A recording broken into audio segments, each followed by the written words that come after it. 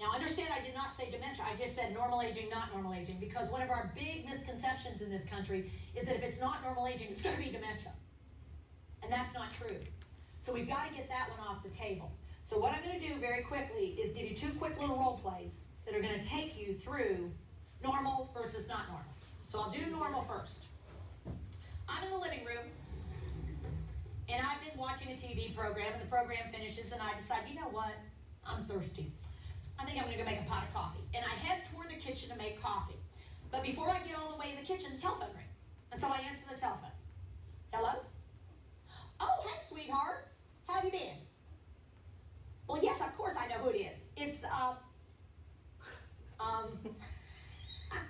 right on the tip of my tongue. It starts with B. Betty, of course it's Betty. Sorry. Recognized your voice right away, just couldn't think of your name. Yeah, senior moment. Huh? What? Oh, no, I'd love to get together. Oh, today? Okay, what? At 2? This afternoon? All right. Oh, at the mall. Okay, well, which end? Macy's. Oh, that's where JCPenney's was, right? They moved out and then, I know what you're talking about. Absolutely. The menswear, is that the same? Yep, I know where to be. 2 o'clock, I'll be there. Wait right inside the door. I'll be waiting right inside that door. It's supposed to be a little chilly this afternoon. Yeah. Huh? What? Oh, they opened a new chocolate store. Oh. Well, you know me. You know what I'm going to get. I'll get caramels. I always get caramels. You're going to get I know you like the white flaky stuff in the chocolate. Yes, coconut, of course. That's you. Huh? Oh, no, I'll be happy to call and see if Margaret wants to come. That'd be great. Yeah. Oh, the vacation pictures? Oh, yeah, I'll bring them. Wait till you see yourself in that bathing suit. Oh, I was just kidding. Just teasing you. You know how I am. Such a teaser. She's getting fat. I'm not going to say everything. What? No, I didn't say anything. I was just talking to myself. Writing a note. All right, sweetheart. Well, I'll see you then. Love you. Okay. Bye-bye.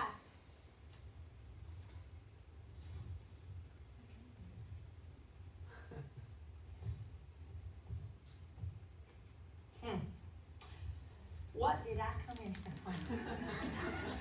Okay, hang on. Let me think here. I was in the living room. I was watching the TV. Program ended. Telephone. Betty hadn't called. I'd been able to remember. Okay, let me think on this. Nothing here. Okay. I was in the living room. I was sitting right here. Okay, and the program ended, and I thought, God, man. Oh. Coughing. Why could I not think of that? Lord knows I'm losing it. Now, all of you've gone dead silent because all of your brains are going, oh shit, I have this. Every single one of your brains is going, oh my God. And your brain is going, that's not dementia, that can't be dementia. I don't think that's dementia, that's just normal. Isn't that normal? I think that's normal. Your brain is talking to itself. One side is going, I think you've got, no, she didn't say that was dementia. I think she said that was just not normal. I think that was okay. That happens every single time. The room gets dead silent because if you just think old people are worried about this crap, no, we're all concerned. Because you're going, I think I've done that. I did that just yesterday. What you've totally forgot, because in that moment your brain was going, is I said that was normal. I was going to do normal first. So here's what I think I better do. Do this. Roll your shoulders. I think we better do it one more time. You need to let it go. Breathe out all the way because you guys were going. And by the end, your brain's going, shit, oh my God, you got it. I got it. I told you it was just stress. I didn't think it was just stress. I told you it was just. Especially when I had to come back and sit in the chair. You're going, oh my God. So.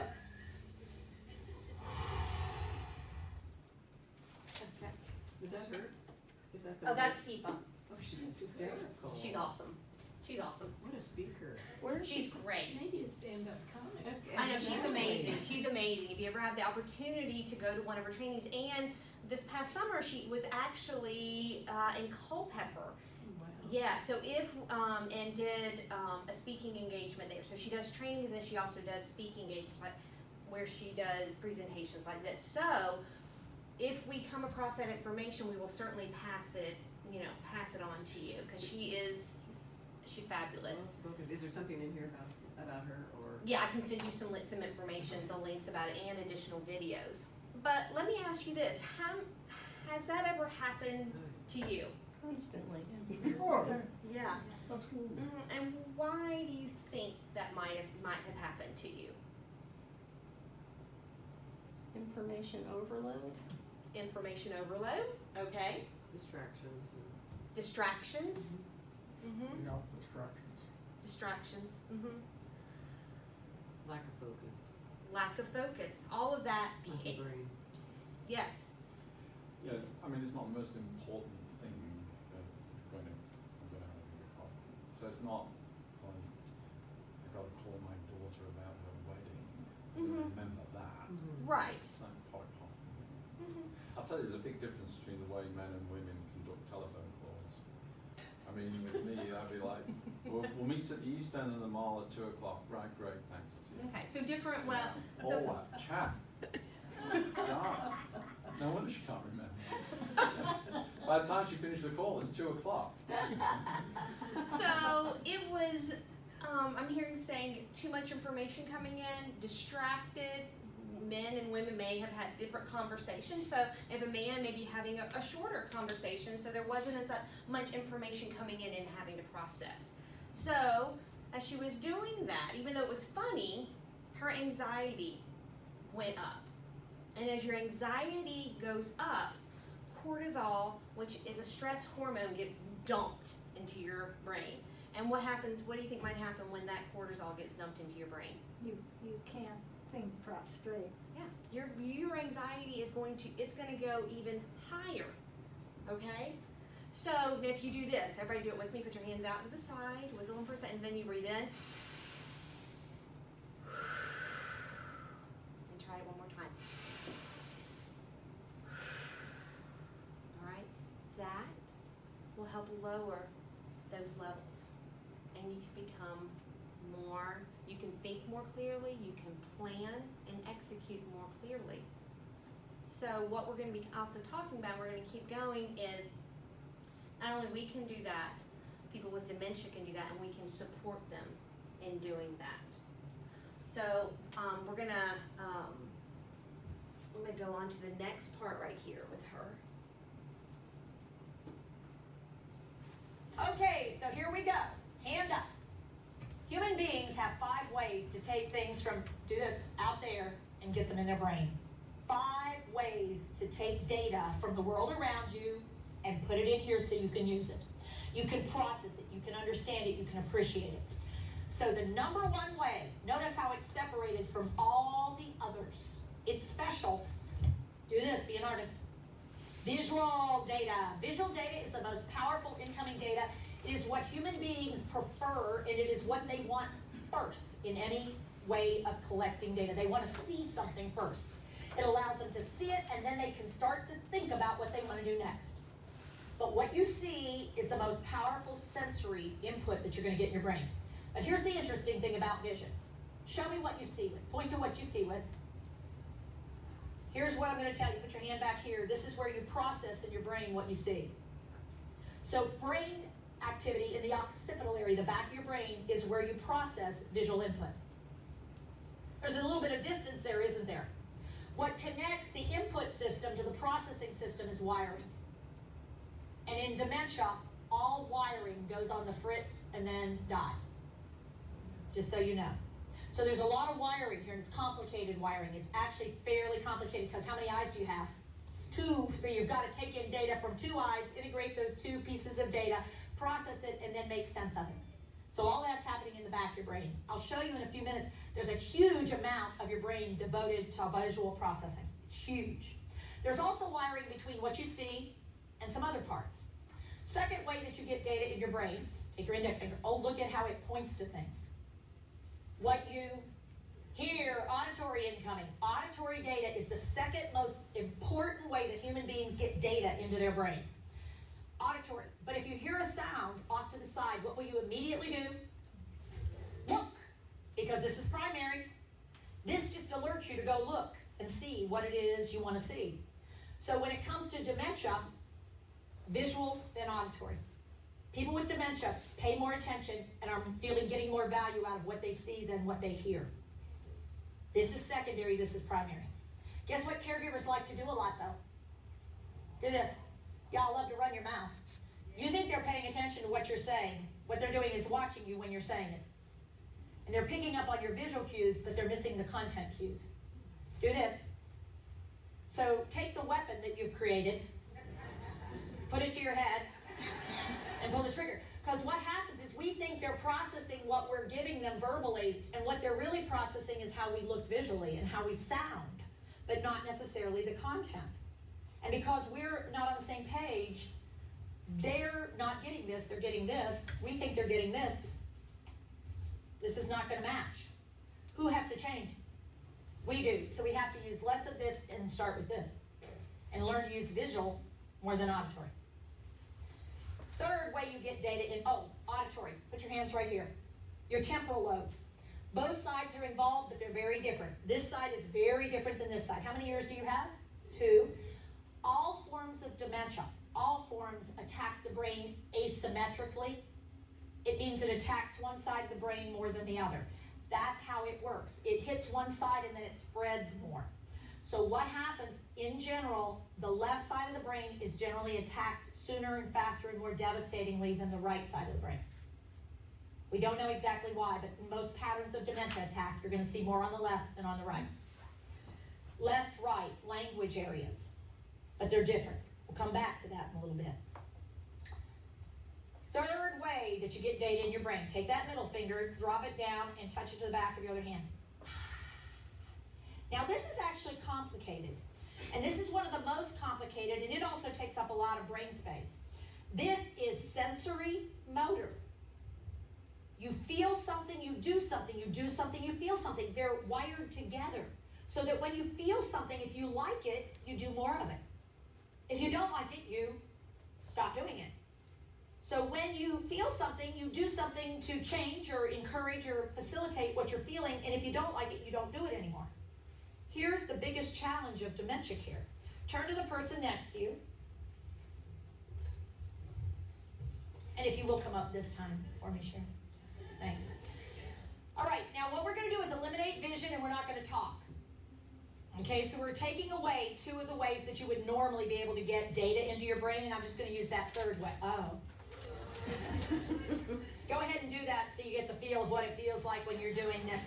So you can already tell where I'm going with this. This is not a good one to start with because most people are not fond of the idea of starting an interaction like this.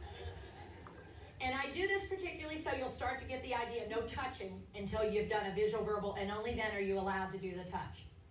You got to make sure they come together. So here's what we're going to do. You close your eyes. People with dementia, put your hands behind your back because I want you to feel incredibly vulnerable. That's what this disease does. It robs you of skills, so you suddenly are pretty vulnerable. And you thought you were confident. Okay, so caregivers, here's what you're going to do. You watch me and do to them what I do to my person. Okay, y'all should have your eyes closed. There should be no peeking. Notice how many of you opened them up to see what I was up to. Yeah, they're sneaky like that. Okay, you ready? We're going to use these. Okay, you ready?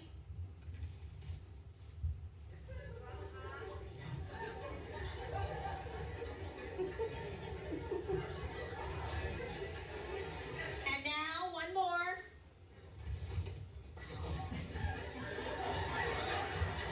Now, I'm going to pause you.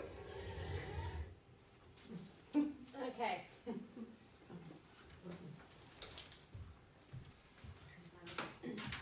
Okay, so what I want y'all to do right now is partner up.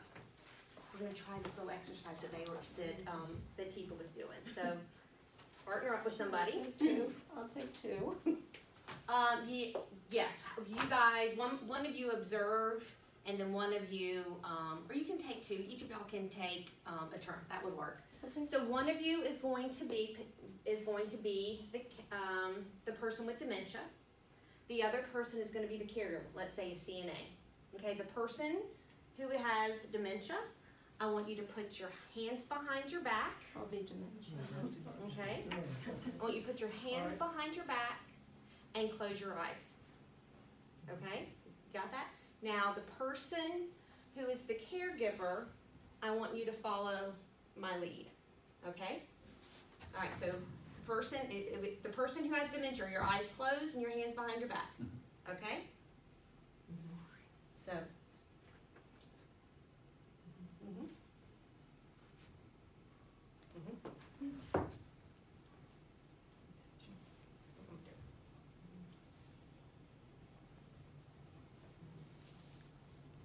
All right. Now, what I want, we're gonna switch the roles now. The person who is the caregiver is the person with dementia. All right.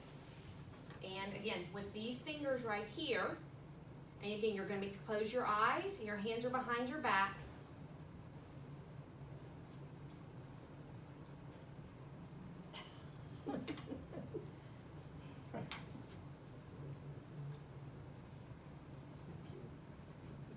Okay, so we're gonna stop.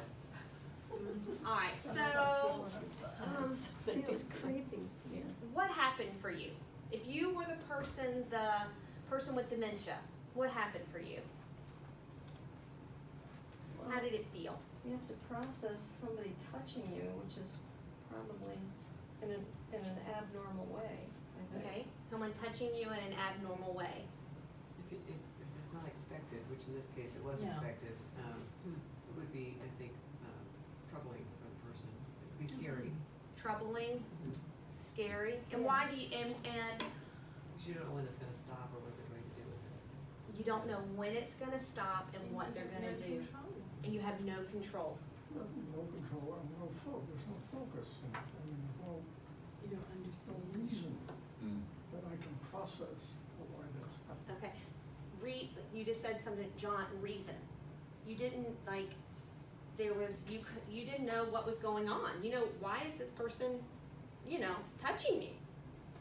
And what would you think about this statement that we often do, to people rather than do with people? We have to Do to rather than do with. Ah, Can you T-O. give us more explanation? I mean, are you saying in general or in this? In this situation, I think, as caregivers, as a person who's a CNA who's going to go into a room to provide care, do you think the thought process is I've got to do this, I've got to do to this person, or am I going to do with this person to get this accomplished? My guess is, from what I'm seeing with friends and from past experience with my parents, there are a lot of residents who need care and few people to give it, and they have to do it and get it done and get to the next person. So, Yeah.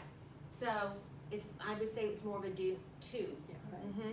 and get it done and move on and get the Mhm. next one. Mhm. if you use the with expression, it seems the resident would be a participant. Resident would be a It's participant kind of in like it. laughing at somebody or laughing with somebody. That's it, laughing at somebody or laughing with somebody. All right, so let's watch this next part of this clip because we're going to go into the with.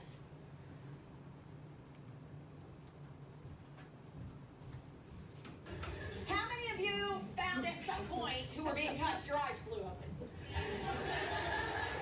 How many of you realized you had a really hard time not going, oh, wait a minute, hang on there?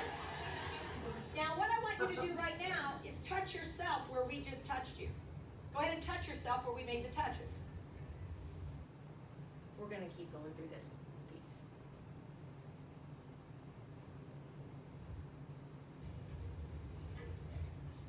How many of you feel that that feels different than when we touched you? Yeah, because if you are doing it yourself, you're actually sending and receiving, and it's a closed circuit. However, when we do to you, it's an open circuit, and for your brain, we eliminated the knowledge of where and when the touch was going to occur, and so your brain was going, oh, oh, oh, oh, oh, oh, oh, oh, oh, oh, something that we don't think about touch. Light moving touch. Light moving touch. Cockroaches crawling on your skin. Clothes rubbing across. Someone sneaking up on you. Light moving touch is an alerting, arousing touch. It's the hyper alert kind of thing. Danger, danger, Will Robinson. Because it says something's coming and you don't know what it is. And so what happens when we put our hands on people, even lightly, so you touch them lightly and say, wake up, sweetheart. Ta-boom!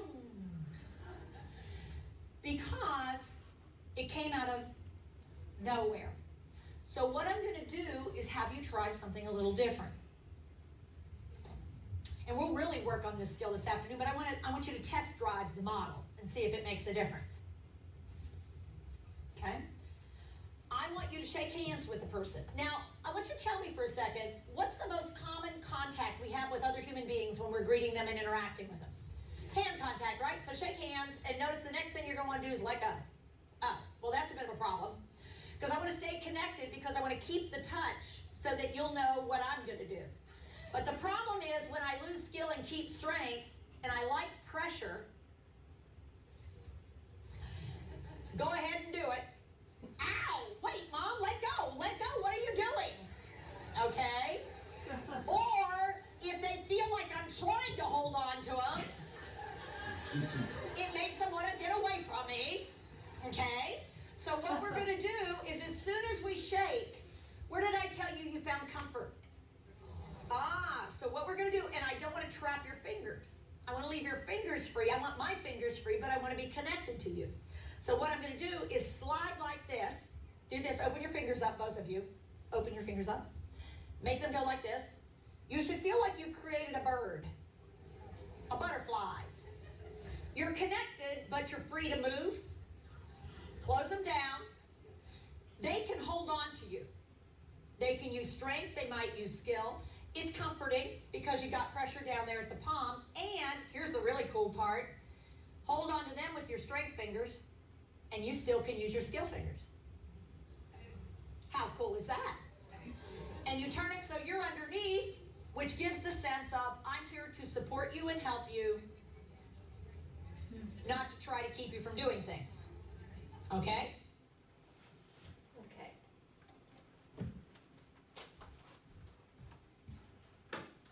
We're going to partner up again and try this. Okay, with Diane, you want to come up here? I'm going to show it with Diane first. So what you're going to do is actually, you're going to, I'm going to say, hey, Diane, I'm going to put my hand here, and then we're going to make a butterfly. Have we made a butterfly? I'm going to put my hand across here. She will do there. And then, actually, let's come over this way. And then I'm going to step kind of to the side, more in a supportive stance. And I'm going to put my hand over this hand. All right? You've got to warm your hands up. I've got to warm my And when Teepa, let me just say this. When Teepa's talking about skills and strength, everybody put your hands up like this. I'm going to be sitting right there.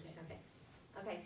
These three, these are your skills. 1, 2, 3. This is what we use to button up things, turn a doorknob. These are your skills. This is when dementia, you're going to lose that skill, but you're going to keep these two, the strength. Okay, so when she was talking, when the person was pulling back and squeezing really hard, that's what you're doing. You're using that strength. You don't lose that strength. Many times you might find somebody who's grabbed onto this water bottle.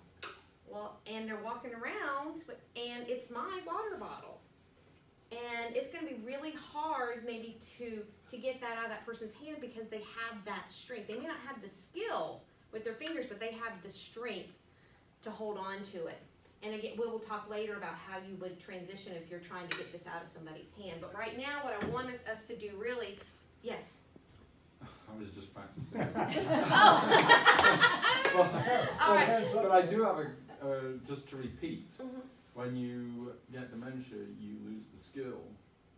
These three, right. the skill, But you these get, are strength. You keep the strength. So This is the strength. That's right. So Yeah. that's why someone with dementia may not be able to button.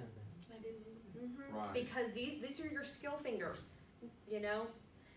These are, you may not have those skills, but you're gonna have the strength. So you can still grab the water bottle.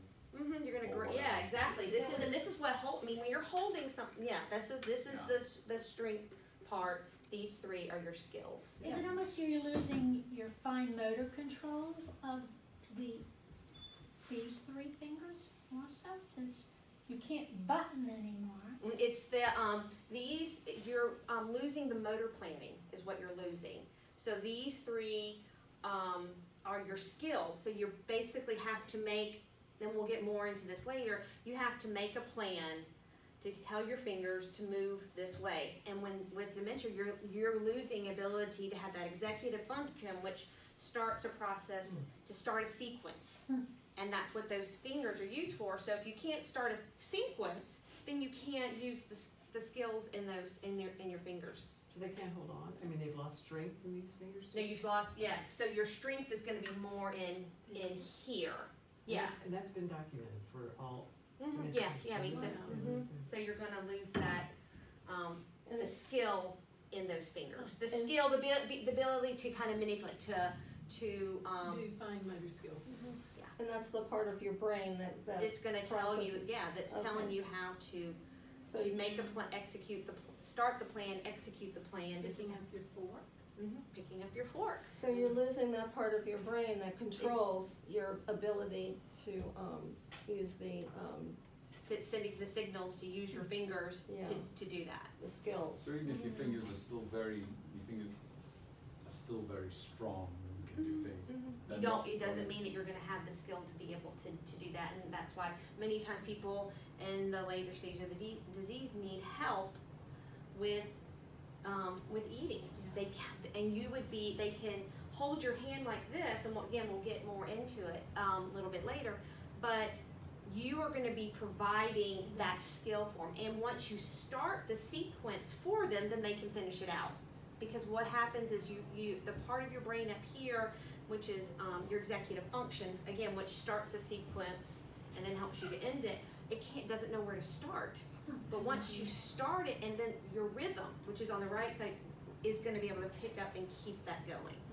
So I've kinda gotten a little bit ahead of myself, but I hope that answers your, Yeah, so even if you have terrific strength in these thumb and these fingers, They're it's not not going to gonna- help. So, So, what I want you to do right now is face your partner, I'll use you this time. okay, and I want you to shake, first I want you to